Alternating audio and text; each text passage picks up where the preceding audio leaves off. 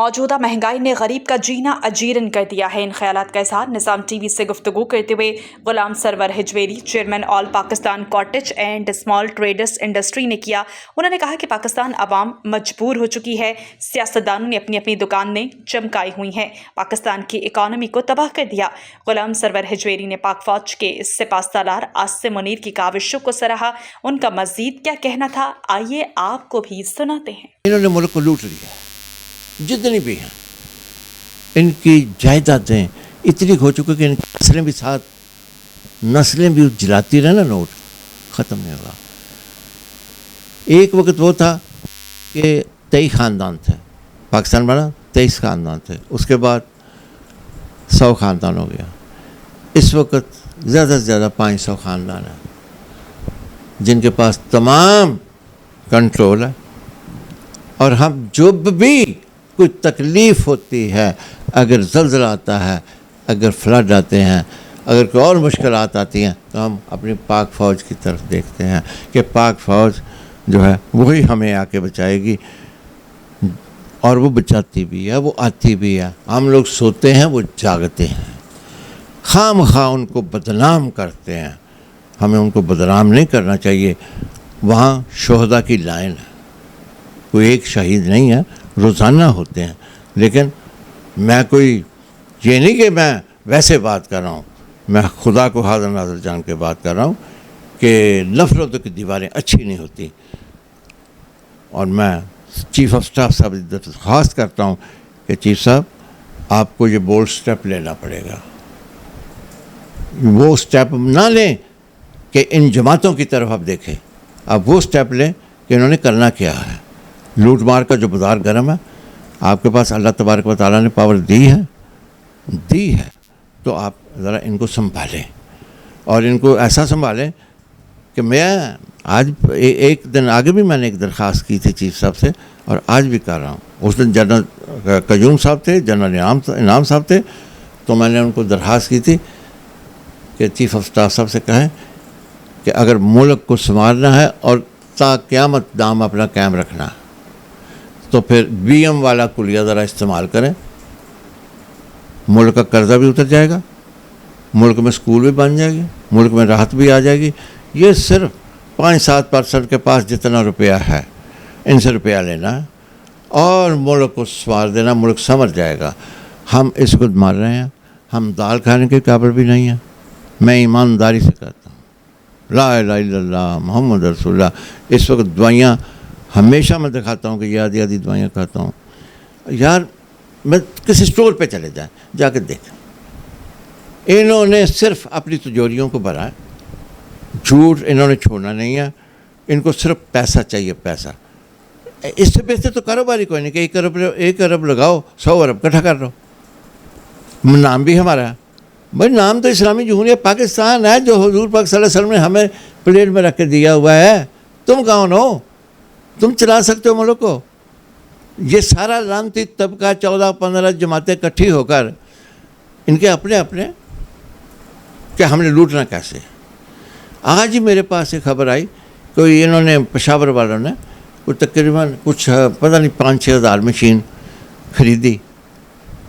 वो मशीन लाहौर से 7,500 की गई, आगे मुझे नहीं पता कितने की गई। लेकिन वहाँ के मेयर साहब जो हैं, उनके बेटे ने 28,000 रुपये के हिसाब से बिल ले लिया है। अखबार की कलिंग मेरे पास है, अगर कहें तो मैं भी दिखा देता हूँ आपको यार। और वो जो मशीन भी गई है, वो कूड़ा गया है, गंद गया है, उसने काम भी नहीं करना। और ये पेशावर में झगड़ा भी हुआ है वो गरीब लोगों का कि हमें मशीन दे दो। जब उन्होंने इंक्वायरी करवाई है आपस में, तो 7,500 की लाहौर में, मुझे बताओ मैं आपको ले देता हूँ, चलो वहाँ 9,000 की बेच दी होगी, और बाकी 28,000 का बिल कैसे बढ़ गया? ऐसे तो लूट मार चलती है। बाप गवर्नर है, हालांकि मेरा तल्लक है उसके साथ, मेरा तल्लक है पख्तूनख्वा के गवर्नर के साथ, मेरा ज़ाती तल्लक है। लेकिन आज मैं देख के मेरे पाँव से ज़मीन निकल गई। ये बेवा यतीमों का भी हाल ऐसे ही कर देते हैं, इनको ही मार देते हैं कि यार इनका भी पैसा खा जाओ। तो ये इंक्वायरियाँ जो है ना, ज़रा संभल के वहाँ ज़रा चीफ साहब उनको पूछें कि जो कूड़ा करकट इकट्ठा कर करके 28,000 रुपये लेते हैं सिर्फ इन्हें। مجھے یقین ہے کہ چیف صاحب اس کے اوپر ضرور, کیوں اب پہلے کی پوزیشن چھوڑ دیں, اس پہلے 1% کے پاس پیسہ تھا, 2% کے پاس پیسہ تھا, 3% کے پاس پیسہ تھا, اس وقت 6-7% کے پاس پیسہ ہے. 93% لوگ اس وقت بالکل بیکار ہو چکے ہیں, سائیکو ہو چکے ہیں, نشے کی دوائیوں پہ لگے ہوئے ہیں. ہسپتال, میں ہسپتال میں بورڈ ممبر ہوں وہاں کا, پیشنٹ ویلفیئر کا, وہاں دوائیاں نہیں ہیں. میں روتا ہوں, وہاں جا کے دیکھیں مریض کتنے پڑے ہوئے ہیں. جائیں جناب اسپتال میں, دیکھیں دوائیاں کیا ہیں. یہ کیا ہو رہا ہے؟ یہ کوئی سسٹم, کوئی بات نہ, کوئی سسٹم ہے. تعلیم کا بیڑا گرک ہو چکا ہوا ہے. جو جہاں جہاں بچے پڑھ رہے ہیں وہ ماں باپ تو ان کے فیسیں بھی نہیں دے سکتے. اب تو گوشت خواب میں کھاتے ہیں ہم, دال بھی 100 روپے کی پا نہیں ملتی, 125 کی پا ہے.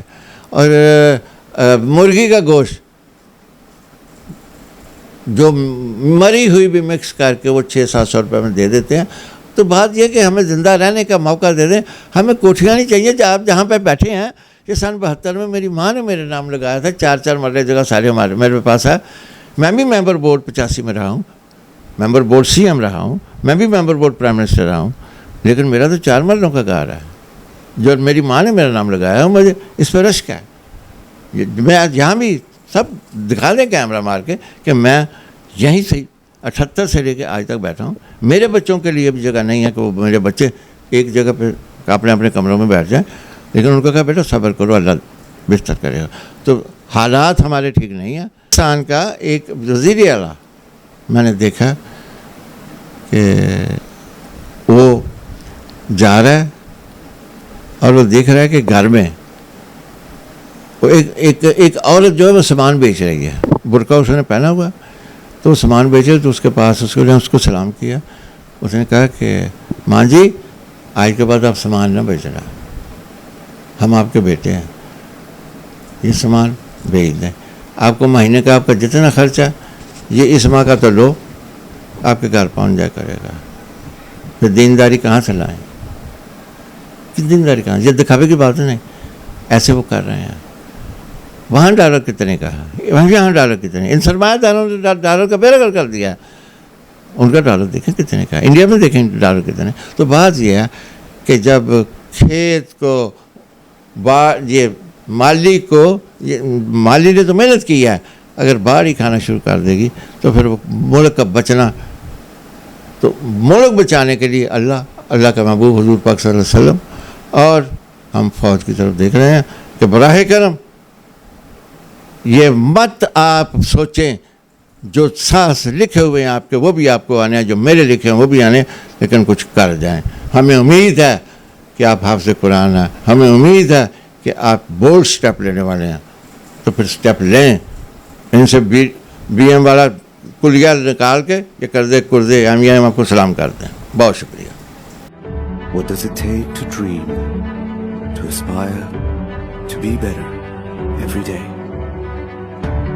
It takes vision to pave the way for a better future. It takes discipline to create synergy. And it takes courage